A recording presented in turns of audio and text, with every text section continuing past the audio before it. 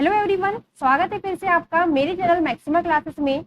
पिछली दो वीडियोस में हमने 15 मार्च 2023 के शिफ्ट 2 के मैथ्स के क्वेश्चन सॉल्व किए थे। कुछ क्वेश्चन रह गए हैं, वो आज हम फिनिश कर लेंगे। तो ये इसका लास्ट सेशन है। करते हैं पहला question. 1 lakh books can be printed by machine P in 8 hours. 1 lakh books can be printed by machine Q in 10 hours and 1 lakh machine are in 12 hours. When machine P closes at 11 a.m. and other two machines finish their task, all the machines have been running since 9 a.m. When will the work be completed roughly? तो प्रिंटन है machine P द्वारा 1 लाख पुस्तकें आध घंटे में, machine Q द्वारा 10 घंटे में 1 लाख पुस्तकें और मशीन R द्वारा 12 घंटे में 1 लाख पुस्तकें मुद्रित की जा सकती है। जब मशीन P पूर्वाह्न 11 बजे बंद हो जाती है और अन्य दो मशीनें अपना कार्य समाप्त कर लेती हैं, तो सभी मशीनें सुबह 9 बजे से चल रही हैं। कार्य 1 लाख पुस्तकों को छापने का मोटे तौर पर कब पूरा होगा? तो पहले देखिए, यहाँ पर क्या देखा मैंने कि जो इंग्लिश और हिंदी की क्वेश्चन है ना, थोड़े से कन्फ्लिक्ट रहा है। जैसे अभी इसमें क्या लिखा हुआ है कि अन्य दो मशीनें अपना कार्य समाप्त कर लेती हैं, जबकि यहाँ कहने का मतलब ये है कि जब मशीन को 11 बजे बंद कर दिया, पी मशीन जो है 11 बजे बंद हो गई, मतलब कुछ गड़बड़ी से बंद हो गई होगी, तो उसके बाद का जो बचा हुआ काम है वो दो मशीनों ने किया है, ये कहने का इसका मतलब है। करते हैं इस क्वेश्चन को। मशीन पी जो है वो 8 घंटे में पूरे हम क्या करते हैं कि 1 लाख पुस्तकों की बात चल रही है, पूरे क्वेश्चन में 1 लाख पुस्तकों की ही बात चल रही है, यहाँ पर भी 1 लाख पुस्तकों की बात चल रही है। तो हम ये मान लेते हैं कि ये पूरा ही इसको एक काम मान लेते हैं हम, या फिर कहें एक वर्क मान लेते हैं।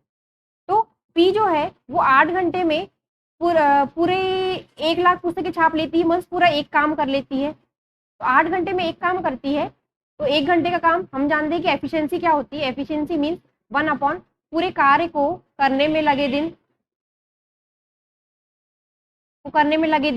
अब क्योंकि यहाँ पर घंटों की बात चल रही है तो ये हो जाएगा घंटे, तो पूरे काम को करने में लगे घंटे।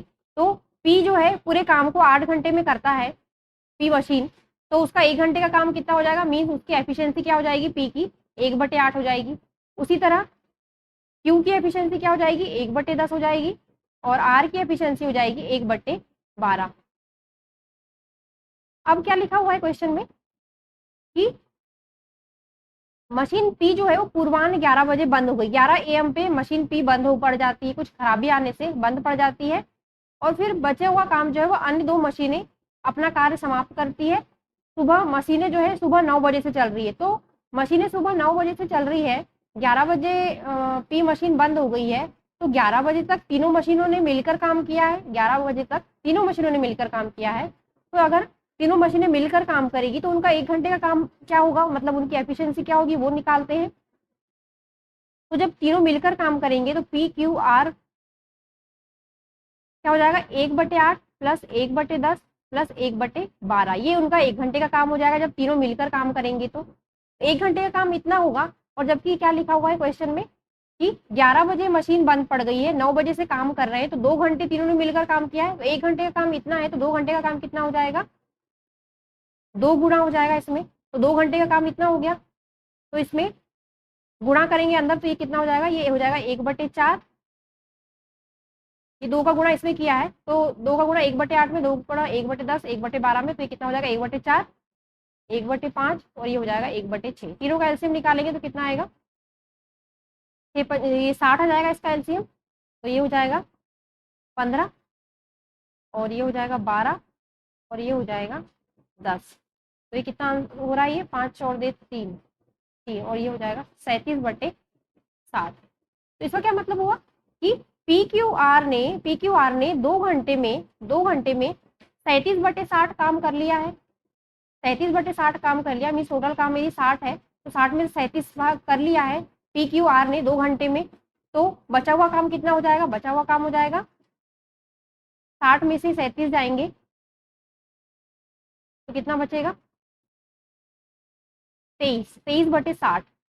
तो ये जो है ये बचा हुआ काम आ गया, बचा हुआ काम 23/60 काम आ गया। अब 23/60 काम को किसने किया है, क्योंकि पी मशीन तो बंद पड़ गई है, पी मशीन तो बंद पड़ गई है, तो बचा हुआ काम दो मशीनों ने मिलकर किया है, किसने, क्यू और आर ने मिलकर किया है, और क्यू और आर की एफिशिएंसी क्या है, 1 घंटे का काम 1/10 प्लस 1/12 है, क्यू और आर का यहाँ कर लेते हैं। क्यू और आर जो है 1 घंटे का काम उनका कितना है, 1/10 प्लस 1/12। इन दोनों का एलसीएम निकालेंगे तो कितना आ जाएगा, 60 ही आएगा इसका। तो ये हो जाएगा और ये हो जाएगा, तो ये हो जाएगा 11/60। तो क्यू और आर का मिलकर काम कितना हुआ, 11/60 हुआ। अब 11/60 की एफिशिएंसी से काम करेंगे पी और क्यू, और बचा हुआ काम कितना, 23/60। तो 23/60 बटे 11/60 कर देंगे, तो बचा हुआ काम कितनी देर में हो रहा है, ये आ जाएगा। 60 से 60 कैंसिल हो जाएगा। अच्छा, अब क्योंकि क्वेश्चन में कहा है कि मोटे तौर पे, क्वेश्चन में कहा है मोटे तौर पर कितने देर में पूरा होगा, तो मोटे तौर पे सॉल्व करते हैं इसको। तो ये 23 है, तो 23 में 11 का भाग देंगे तो ऑलमोस्ट लगभग कितना आएगा, 2 घंटे आएगा, 2 घंटे आएगा। तो वही क्वेश्चन में पूछा है कि काम जो है मोटे तौर पर कब पूरा होगा। तो 11 बजे पी मशीन बंद हो गई थी, 9 बजे से शुरू हुआ था, तो दो घंटे ये हो गए और 2 घंटे ये। तो 9 बजे से चालू हुई थी मशीन, तो 9 और 4 1 बजे, तो आंसर हो जाएगा 1 बजे, क्योंकि 2 घंटा और लगेगा। 11 बजे मशीन बंद पड़ी तो 11 में 2 जोड़ेंगे तो 11, 12, 1, तो 1 बजे जो है काम होगा, यही आंसर है। नेक्स्ट क्वेश्चन है, इसको सॉल्व करना है, इसमें बॉड मास लगेगा, करते हैं इसको। 909 में 9 का भाग देंगे कितना हो जाएगा, 101। ये फिर -100 है, फिर ये 50 और 2 का गुणा हो जाएगा, 100 हो जाएगा, फिर माइनस, फिर ब्रैकेट है। अब ये ब्रैकेट को सॉल्व करेंगे, ब्रैकेट को सॉल्व करेंगे तो इसमें पहले बॉड मास सॉल्व होगा, तो पहले डिवाइड सॉल्व हो जाएगा, तो ये 10 में इसका भाग देंगे तो ये हो जाएगा 100, ये इसका वैल्यू 100 आ जाएगा, 100, और ये हो जाएगा 20 दूनी 40, और ये हो गया 8, 80, 80 और 40 120 हो गए, 120, और ये माइनस में है तो 120 में से 100 माइनस किया तो बचेगा कितना, 20। इसको सॉल्व करेंगे, 100 से 100 कैंसिल हो गया, 101 में से 20 माइनस करेंगे तो कितना आ जाएगा, 81। यही आंसर है, 81 आंसर है। नेक्स्ट क्वेश्चन है, A finishes a task in 4 days while B takes 6 days to finish the same task. The number of days needed to finish the identical task if they both work on it concurrently. ए कार्य को 4 दिनों में पूरा करता है, जबकि B उसी कार्य को करने में 6 दिन लेता है। तो एक ही कार्य को पूरा करने के लिए आवश्यक दिनों की संख्या, यदि वो दोनों एक साथ कार्य करते हैं। देखो इसमें भी लैंग्वेज को कॉम्प्लिकेट कर दिया है, कन्वर्जन में थोड़ा कॉम्प्लिकेट कर देता है, जबकि इसका क्वेश्चन का कहने का ये मतलब है कि ए काम को 4 दिनों में करता है, बी 6 दिनों में करता है, तो दोनों मिलकर उस काम को कितने दिनों में करेंगे, बस यही कहना चाह रहा है। एक ही कार्य को पूरा करने के लिए, एक ही कार्य मतलब कि उसी कार्य की बात हो रही है, आवश्यक दिनों की संख्या यदि वो दोनों मिलकर काम करते हैं, राइट। करते हैं इसको। तो इस टाइप के क्वेश्चन में कुछ नहीं करना होता, मैंने शिफ्ट 1 में भी इस टाइप का क्वेश्चन था, इसमें सिंपली करना होता है कि 4 दिनों में कर रहा है ए और बी कर रहा है 6 दिनों में, तो दोनों मिलकर कितने दिनों में करेंगे ये पूछा है। तो बस कुछ नहीं करना, 4 गुणा 6 बटे 4 धन 6, तो ये हो जाएगा 24/10, ये हो जाएगा 12/5, इसको कैंसिल करेंगे तो 12/5, तो आंसर हो जाएगा 12/5, यही आंसर। अच्छा, ये आया कैसे है थोड़ा देख लेते हैं। क्या है, ए एक कार्य को 4 दिनों में करता है तो उसका 1 दिन का काम कितना हो जाएगा, यानी ए की एफिशिएंसी, या कहे 1 दिन का काम कितना हो जाएगा, 1/4। वहीं बी की एफिशिएंसी कितनी हो जाएगी, 1/6 हो जाएगी। दोनों मिलकर काम करेंगे तो दोनों की कंबाइंड एफिशिएंसी कितनी हो जाएगी, 1/4 प्लस 1/6। एलसीएम निकालेंगे तो कितना आएगा इनका, 4 या 12 आ जाएगा, तो ये हो जाएगा 3 + 2, तो 5/12। तो इनकी एफिशिएंसी मीन्स 1 दिन का काम 5/12 आ गया। तो एफिशिएंसी क्या होता है, 1 बटे पूरे काम को करने में लगे दिन, तो इसका उल्टा कर देंगे तो ये हो जाएगा 12/5। तो पूरे काम को करने में लगे दिन कितने हो जाएंगे उनको, 12/5, यही आंसर है। तो देखिए आंसर आ गया। नेक्स्ट क्वेश्चन है, इस समीकरण किसके बराबर है पूछा है, तो सॉल्व करते हैं इसको। इसको हम सरल नहीं करेंगे, इसको समीकरण को हम सरल नहीं करेंगे, हम सिंपली इसको ऐसा लिख देंगे। देखो इसको हम ऐसा लिख सकते हैं, ये हो जाएगा 2 + 1/4 है, और ये माइनस 6 + 1/2 -4 - 1/2, ऐसा लिख सकते हैं। इसको हम सरल करने की गलती नहीं करेंगे, गुणा उड़ा करने के उसमें लफड़े में नहीं जाएंगे हम। करते हैं इसको। तो ये तो अभी हमने इसको नहीं लिखा है, राइट, इसको लिखा है बस। तो ये हो जाएगा 2 + 1/4, ये हो गया, ये 6 में से 4 गए 2, और ये 1/2 और 1/2 ये कैंसिल हो गया, तो ये आ गया 2। ठीक है, अब यहाँ पर ये देखें तो ये माइनस है, ये 1/4 है, और ये +2 है। ठीक है, तो यहाँ से 2 से 2 फिर कैंसिल हो गया, तो अब इसकी वैल्यू कितनी आ गई, 1/4, और यहाँ पर 4/2 ऑलरेडी है, 4/2 मीन्स ये 2 है, तो ये 1/4 + 2, तो ये कितना हो जाएगा, 4 दूनी 8, 9/4, यही आंसर है, बी आंसर है 9/4। इसको मैंने क्या किया, सरल नहीं किया है, मैंने अलग अलग कर लिया है इसको सॉल्व। तो देखिए 9/4 आंसर है। नेक्स्ट क्वेश्चन है 2 का 5 धन 16 डिवाइड 16 माइनस 4। बॉड मास लग जाएगा। बॉड मास क्या कहता है? बॉड मास कहता है पहले ब्रैकेट सॉल्व होता है, फिर ऑफ ऑफ मीन्स का सॉल्व होता है। तो यहाँ पर देखिए कि का है, सबसे पहले का सॉल्व होगा, तो 2 का 5 मतलब 5 दूनी 10। का मतलब गुड़ाई होता है पर का सॉल्व होता है, 2 पंचे 10 हो गया। फिर ये प्लस है 16 है और ये 16 है, तो ये 16 बट्टे 16 डिवाइड है, तो ये पहले सॉल्व होगा। 16 बट्टे 16 कितना हो जाएगा? 1 हो जाएगा और माइनस 4 है, तो ये हो जाएगा 10 और ये 1 11 और 11 में से 4 गए 7, तो आंसर हो जाएगा अपना 7। नेक्स्ट क्वेश्चन है in an inspection in the wire factory it is observe that the 9th part and the 5th part of copper wire together are 910 meter, then what will be the full length of the copper wire? इस type का question ही shift 1 में भी आया था। तार कारखाने में एक निरीक्षण में देखा गया है कि तांबे के तार का 9वां भाग और 5वां भाग मिलकर 910 मीटर है। तांबे की तार की पूरी लंबाई क्या होगी, ये पूछा है। हम मान लेते हैं कि पूरी तार की लंबाई जो है वो x मीटर है। और क्या कह रहा है? निरीक्षण में देखा गया कि तांबे के तार का 9वां भाग मतलब x बटे 9 और 5वां भाग मतलब ये मिलकर 910 मीटर बनाते हैं। तो इसको सॉल्व कर लेते हैं। तो 9 और 5 का जो एलसीएम होगा वो 9 5 45 ही होगा। तो ये 9 और ये ऊपर जाएगा तो 9 5 14, 14x बराबर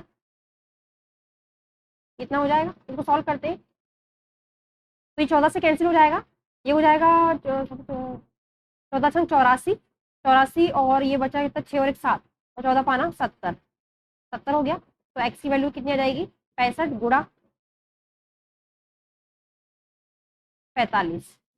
तो 65 गुणा 45 तो हम देखेंगे कौन से क्वेश्चन में लास्ट में 5 आ रहा है, इन दोनों में आ रहा है, थोड़ा सा गुणा करना पड़ेगा इसका। 65 में 45 का भाग देते गुणा करते हैं तो ये हो जाएगा 5 25 2 5 30 और 2 32 5 4 5 20 2। तो अब देखिए इतने में समझ में आ रहा है हमको कि ये 5 आ रहा है और ये 2 आ रहा है, तो लास्ट में 2 5 आना चाहिए आंसर में। तो देखिए इसमें 2 5 आ रहा है, तो यही आंसर है। नेक्स्ट क्वेश्चन है Aman uses 30% of his monthly salary for food purchase, living 40% for clothing and transportation. He saves 2/3 of money that is left over after paying for food, clothing and transportation. How much money does he earn each month if he saves 54,600 annually? अमन अपने मासिक वेतन का 30% भोजन की खरीद के लिए उपयोग करता है, जबकि 40% कपड़े और परिवहन के लिए उपयोग करता है। भोजन, वस्त्र और परिवहन के भुगतान के बाद जो पैसा बचता है उसका 2/3 हिस्सा वो बचाता है। यदि वह सालाना 54,600 रुपये बचाता है तो वह हर एक महीने में कितना पैसा कमाता है? हर महीने कितना पैसा कमाता है ये पूछा है। तो क्योंकि क्वेश्चन में लिखा है कि हर महीने कितना पैसा कमाता है ये पूछा है, तो हम क्या मान लेते हैं उसका मासिक वेतन जो है, मासिक वेतन को हम मान लेते हैं, मासिक वेतन को मान लेते हैं कि x रुपए है, ठीक है। अब उसका 30% x का 30% भोजन में और 40% कपड़े और परिवहन में, तो टोटल कितना हो गया? 30 + 40 70%। तो 70% जो है वो भोजन, कपड़े और परिवहन में खर्च कर देता है, तो बचा कितना? 30%। 30% मीन्स 3/10x इतना अमाउंट उसके पास बचा है। अब कह रहा है क्वेश्चन में कि इतने का ही जो पैसा बचता है, जो पैसा बचा है उसका 2/3 हिस्सा वो बचाता है। 2/3 तो इसका 2/3 कितना होगा? इसका 2/3 होगा इतना। ये पैसा जो है वो बचा रहा है, मासिक बचा रहा है, तो साल में कितना बचा लेगा? गुणा 12। और साल की बचत क्वेश्चन में दी हुई है 54,600 रुपए। साल की बचत 54,600 रुपए दिया हुआ है, तो एक महीने की बचत इतनी थी, उसमें 12 का गुणा कर दिया तो साल की बचत आ जाएगी जो किसके बराबर है? 54,600 के बराबर है। तो हमको तो हम एक्स की वैल्यू यहाँ से निकालेंगे, इसको सॉल्व करते हैं। ये हो जाएगा 3 से 3 कैंसिल हो जाएगा, ये हो गया 2 पंचे 10, इसको 12 से यहीं से कैंसिल करने की कोशिश करते हैं। ये हो जाएगा 12 12 चौ 48, 12 पंचे 60, 12 पंचे 60 और ये 0। तो एक्स की वैल्यू कितनी आ गई? एक्स की वैल्यू आ गई इतनी। अच्छा, अब हम क्या करते हैं, ऑप्शंस देखते हैं। चलो चलो मल्टीप्लाई कर लेते हैं। ये हो जाएगा 5 से 5 5 2, 25 27 2 और 5 को 20 और 2 22। तो आंसर कितना आ रहा है? 22,750 आंसर आ रहा है। देख लेते हैं ऑप्शन क्या क्या है।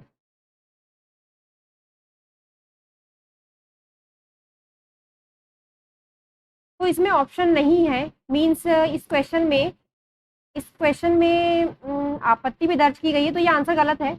इसके ऑप्शंस गलत हैं। अपना आंसर 22,750 है, तो यही आंसर है। नेक्स्ट क्वेश्चन है, if the value of 41% of x is 738 then find the value of x. यदि एक्स के 41% का मान 738 है तो एक्स का मान ज्ञात कीजिए। तो देखिए इसमें एक्स का 41% किसके बराबर, 738 के बराबर है, तो एक्स का मान निकालना है। ठीक है, थोड़ा इसको हम ऐसे करते हैं, 738 गुणा 100। तो हमको क्या दिख रहा है इसमें, यदि हम ऑप्शन से आंसर लाने की कोशिश करते हैं, एक्स गुणा 41 है, तो हमको हमको एक्स की ऐसी वैल्यू सर्च करनी जिसमें हम 41 का मल्टीप्लाई करें तो लास्ट में 8 आए और 2 जीरो भी आए।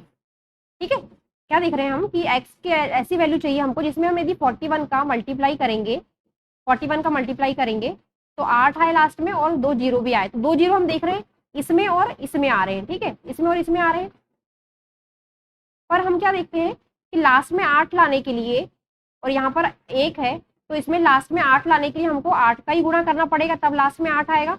तो इसका मतलब क्या हुआ, हमारा आंसर 1800 होगा। यही आंसर है।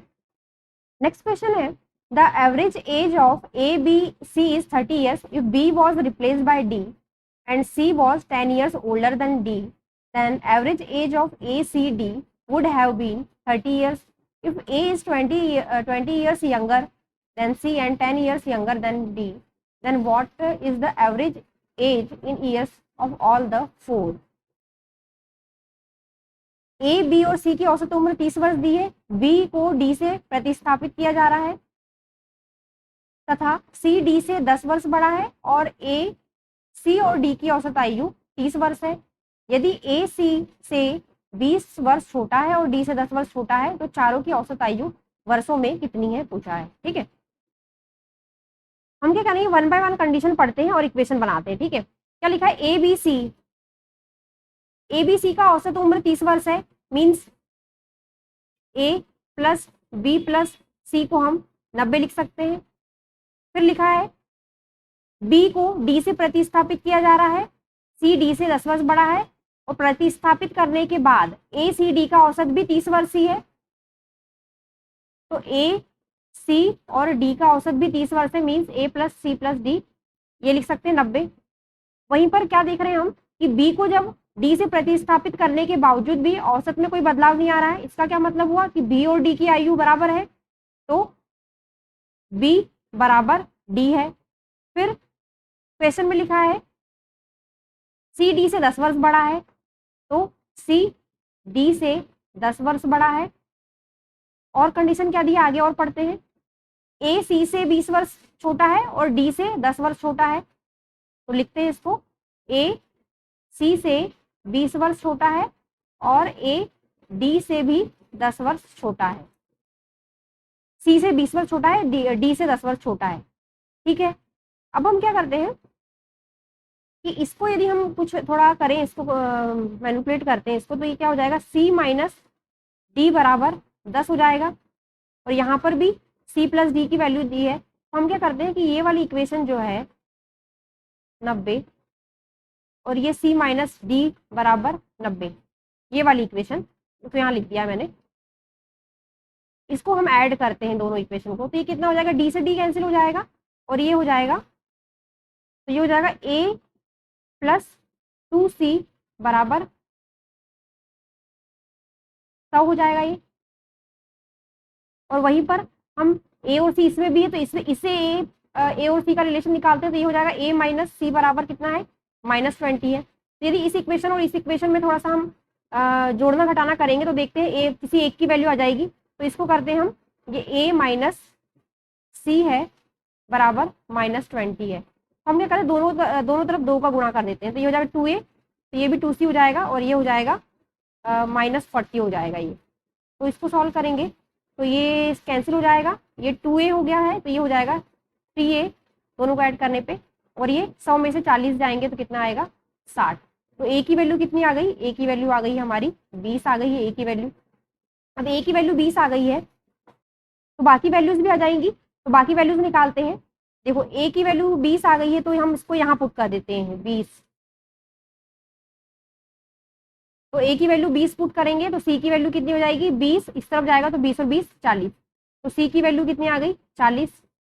अब a और c की वैल्यू आ गई है तो यहाँ से हम b की वैल्यू निकाल लेते हैं। a की वैल्यू हमने क्या रख दी है, a की वैल्यू है 20, c की वैल्यू है 40, तो 40 और 20 60, 90 में से 60 जाएंगे तो 30, तो b की वैल्यू कितनी आ गई, b की वैल्यू 30 आ गई, जो d के बराबर भी, d की वैल्यू भी 30 हो जाएगी क्योंकि b और d बराबर थे।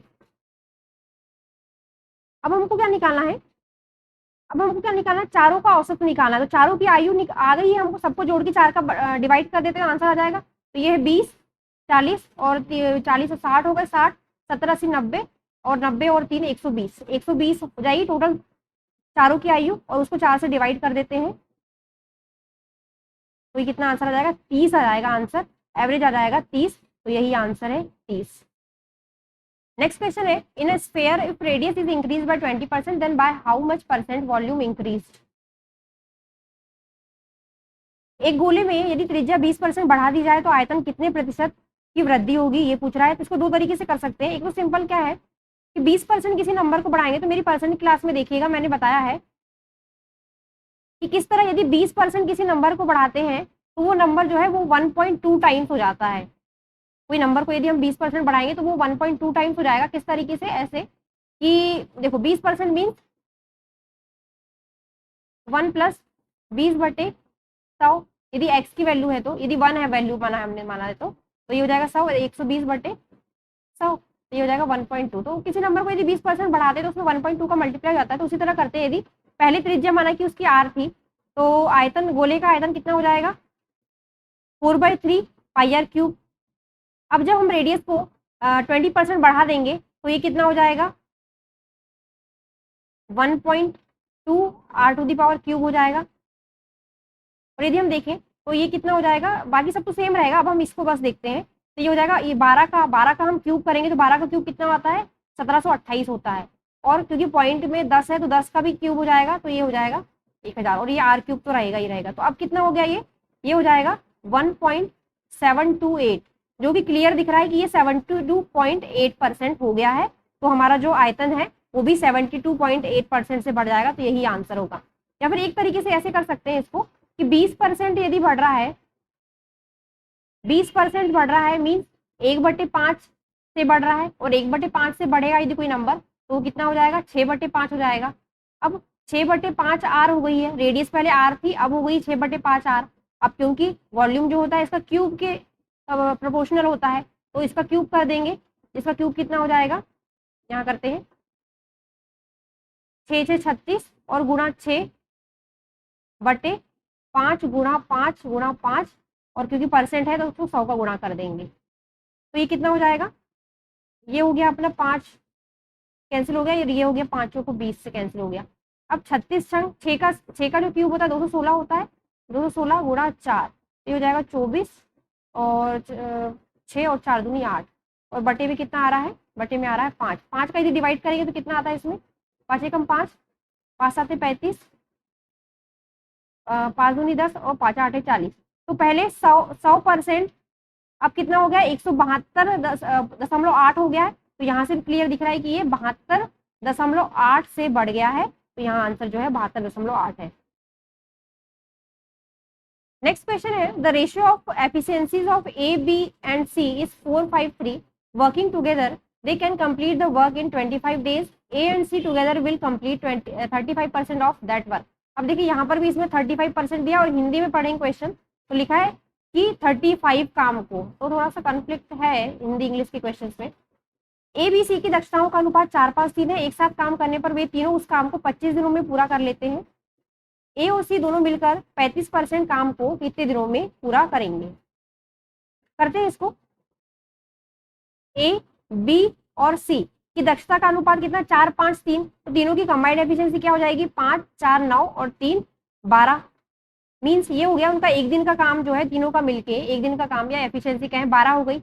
अब उन्होंने क्या किया, एक साथ काम करने पर वो उस काम को 25 दिनों में पूरा कर लेते हैं। तो 12 पंचे 60 और 6 12 दूनी 24 और 300, 25 12 300, तो टोटल वर्क कितना हो गया, टोटल वर्क हो गया 300। अब कह रहा है ए और सी दोनों मिलकर 35% काम को कितने दिनों में पूरा करेंगे, तो इसका 35% कितना हो जाएगा, 35/100 गुणा 300 हो जाएगा। अब इतना काम को ए और सी मिलकर कितने दिनों में काम करेंगे, तो बट्टे ए और सी की एफिशिएंसी 4 और 3 7, तो ये 7 से इसको डिवाइड कर देंगे तो आंसर आ जाएगा। तो ये 0 0 तो कैंसिल हो गया और ये हो गया 7 पाना 35, तो आंसर हमारा हो गया 5 3 5 तिया 15, आंसर हो जाएगा हमारा 15 दिनों में करेंगे ये। तो ये इस क्वेश्चन पेपर का लास्ट क्वेश्चन था। नेक्स्ट क्लास में हम 16 तारीख के फर्स्ट शिफ्ट के क्वेश्चन सॉल्व करेंगे। Thank you.